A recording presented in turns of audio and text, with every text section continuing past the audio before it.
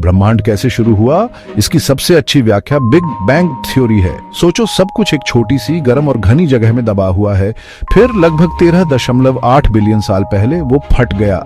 यह विस्फोट अंतरिक्ष में किसी बम के फटने जैसा नहीं था, बल्कि यह खुद अंतरिक्ष का तेजी से फैलना था। यह फैलाव आज भी चल रहा है। ब्रह्मांड के फैलने के साथ साथ यह ठंडा होता गया। इस ठंडे होने से छोटे छोटे कण बने, जिनसे बाद में परमाणु, तारे, गैलेक्सी और वो सब कुछ बना जो हम अपने आसपास देखते हैं। बिग बैंग थ्योरी हमारे ब्रह्मांड कैसे बना, इसकी एक कमाल की कहानी है। बिग बैंग थ्योरी ब्रह्मांड के बारे में हमारे कई ऑब्जर्वेशंस एक्सप्लेन करती है। यह हमें बताती है कि दूर की गैलेक्सी हमसे दूर क्यों जा रही हैं। यह भी बताती है कि ब्रह्मांड कॉस्मिक माइक्रोवेव बैकग्राउंड रेडिएशन नामक एक हल्की सी चमक से क्यों भरा है। यह रेडिएशन बिग बैंग की एक गूंज है।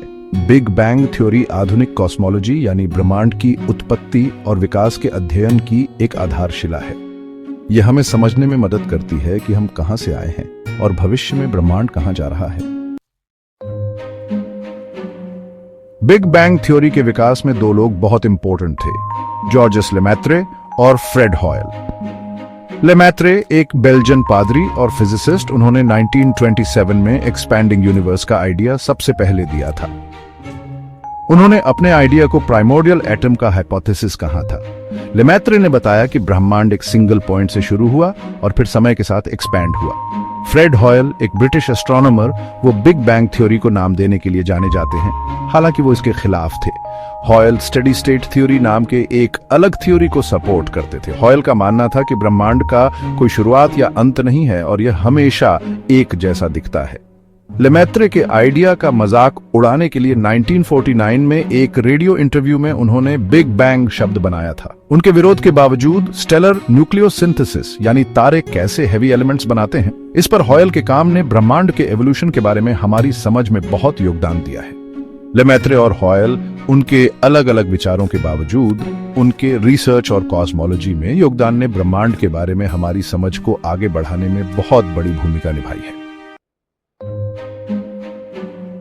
बिग बैंग के वाइडली एक्सेप्टेड होने से पहले कई ऑल्टरनेटिव थ्योरीज ने ब्रह्मांड की उत्पत्ति और नेचर को एक्सप्लेन करने की कोशिश की थी। ऐसी ही एक थ्योरी थी स्टेडी स्टेट थ्योरी, जिसे फ्रेड हॉयल, थॉमस गोल्ड और हरमन बॉन्डी ने सपोर्ट किया था।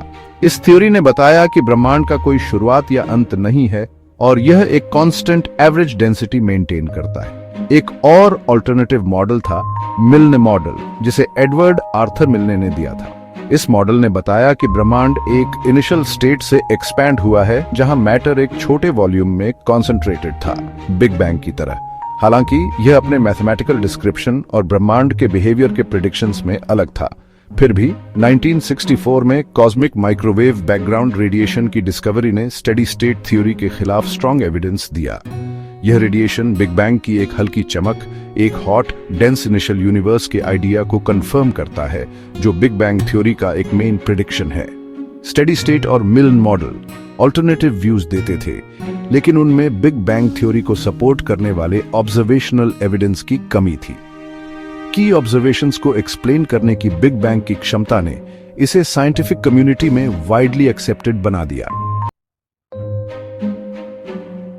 कई इंपॉर्टेंट डिस्कवरीज ने बिग बैंग थ्योरी को सपोर्ट करने वाले स्ट्रॉन्ग एविडेंस दिए हैं।